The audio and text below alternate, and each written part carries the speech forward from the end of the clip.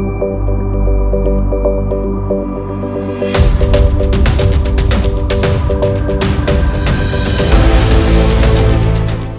The angle में आप सभी का स्वागत है। मैं हूं आपके साथ नीतू शर्मा। सबसे पहले एक नजर हेडलाइंस पर। सबसे बड़ी खबर, जैविक हमला करने की फिराक में चीन, खुफिया एजेंसियों ने किया सावधान। राजगढ़ थाना प्रभारी विष्णुदत्त बिश्नोई की खुदकुशी मामले की होगी सीबीआई जांच, केंद्र सरकार ने दी मंजूरी।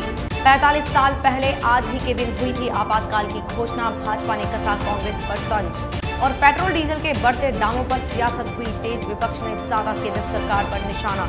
गलवान घाटी में दुस्साहस के बाद कूटनीति और रणनीति में भारत से मात खा रहा चीन जैविक हमला कर सकता है। खुफिया एजेंसियों के अनुसार अंतर्राष्ट्रीय दबाव में वह सीधे तौर पर हमला न कर अन्य भारत विरोधी देशों या आतंकियों के माध्यम से भी ऐसा करा सकता है।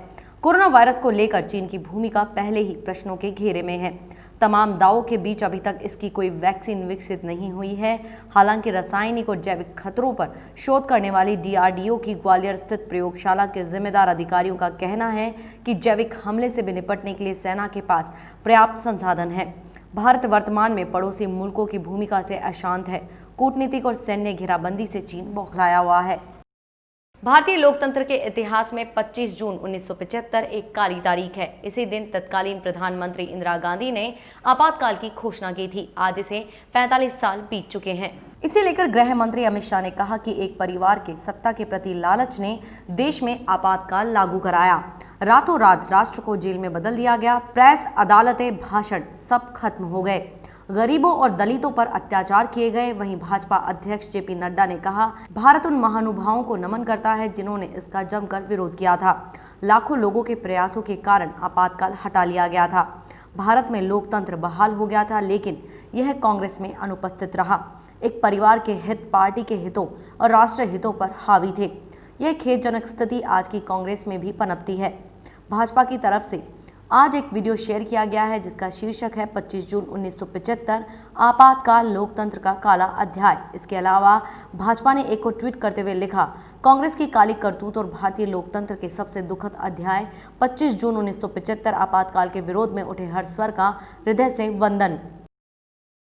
राजस्थान के चूरू जिले में राजगढ़ थाना प्रभारी विष्णुदत्त बिश्नोई के आत्महत्या मामले की सीबीआई जांच कराने की केंद्र सरकार ने अनुमति दे दी है। विष्णुदत्त ने 23 मई को आत्महत्या कर ली थी। इस मामले ने काफी सियासी तूल पकड़ा था।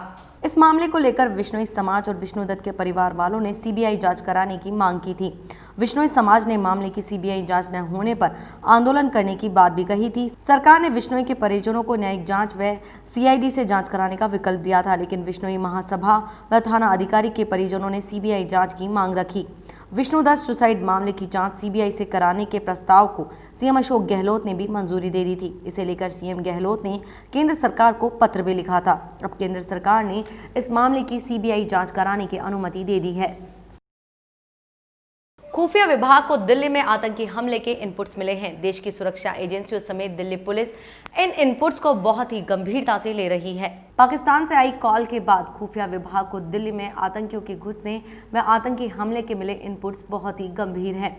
दिल्ली में बॉर्डर समेत सभी जगहों पर सुरक्षा को कड़ा कर दिया गया है। दिल्ली पुलिस आयुक्त ने सुरक्षा व्यवस्था को लेकर बैठक बुलाई है। इस बैठक में सभी जिला व यूनिटों के प्रमुखों को उपस्थित रहने को कहा है। वीडियो कॉन्फ्रेंसिंग के जरिए ये बैठक होगी। स्पेशल सेल के एक वरिष्ठ अधिकारी ने बताया कि पाकिस्तान की तरफ से भारत में एक कॉल आई है।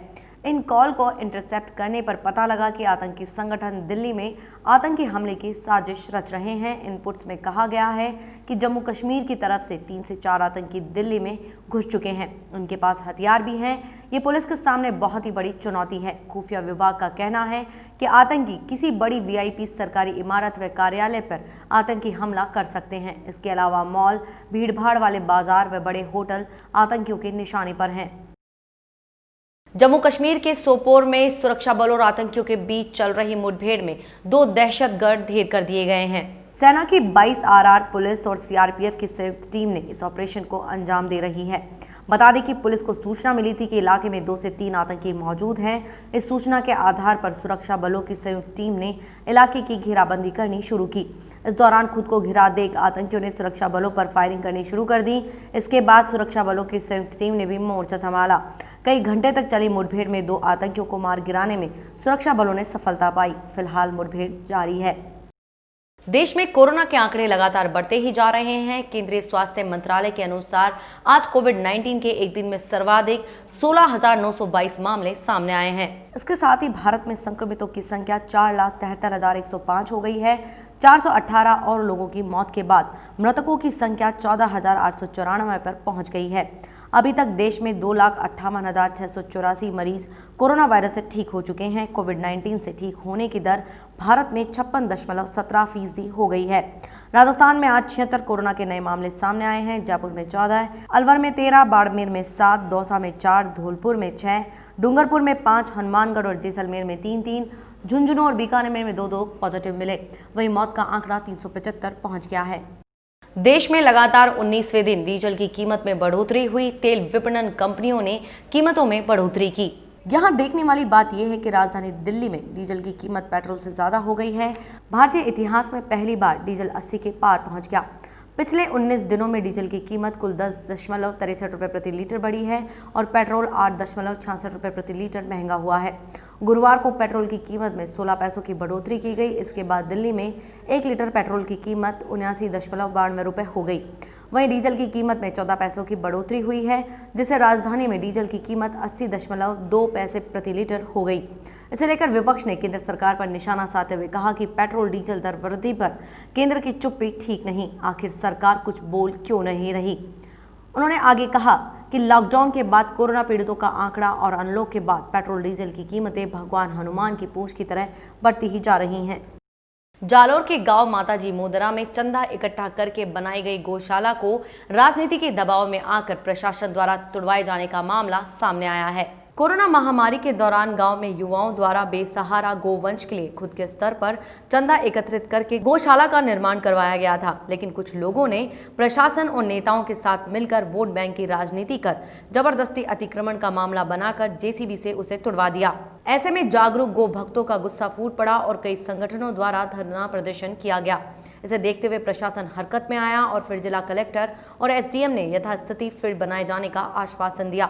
जागरूक गो भक्तों में जालोर शक्ति संगठन के कार्यकर्ता कांतिलाल सांथू, जितेंद्र सिंह बीबलसर, कैलाश भाई नून, कुमार जी रेवतड़ा और भी कई गो भक्तों ने गौशाला बचाने में भरपूर सहयोग दिया।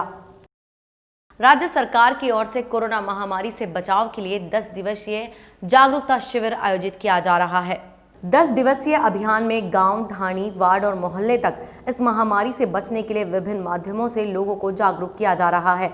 इसके तहत बावड़ी उपखंड कार्यालय में एक बैठक हुई। इसमें राजस्थान सरकार के बजट सलाहकार समिति सदस्य एवं इस कार्यक्रम के जिला समन्वयक शिवकरण सैनी ने कहा कि पूरा विश्व अभी कोरोना महामारी के चपेट में आया हुआ है। ऐसे हालातों को ध्यान में रखते हुए मास्क पहनना जीवन का हिस्सा बनाएं, सोशल डिस्टेंसिंग रखें। वहीं उपखंड अधिकारी सुमित्रा पारिक ने कहा, बार बार साबुन या हैंड सैनिटाइजर से हाथ धोएं और 2 गज की लोगों से दूरी बनाकर रखें। आवश्यकता होने पर ही बाहर की यात्रा करें। मीटिंग के बाद कार्यक्रम के जिला समन्वयक शिवकरण सैनी ने बिराई में दुकानदारों को कोरोना जैसी महामारी से बचाव ही उपचार में बताया। सैनी ने दुकानदारों को पंपलेट, कोरोना महामारी के गाइडलाइन बुकलेट वितरित की। कार्यक्रम में तहसीलदार धन्नाराम गोदारा, विकास अधिकारी संजय हंस, अलाराम मेघवाल, संयोजक दिनेश देश लहरा, सह संयोजक रमेश सांकला व आंगनबाड़ी कार्यकर्ता उपस्थित थे। राजस्थान सरकार द्वारा जो कोरोना जैसी महामारी जिससे पूरा देश ही नहीं पूरी दुनिया आज जूझ रही है, उसको लेकर राजस्थान के लोकप्रिय मुख्यमंत्री माननीय अशोक जी गहलोत साहब ने पहल करते हुए पूरे जो 21 से 30 तारीख तक जन जागरूकता अभियान चलाया जा रहा है।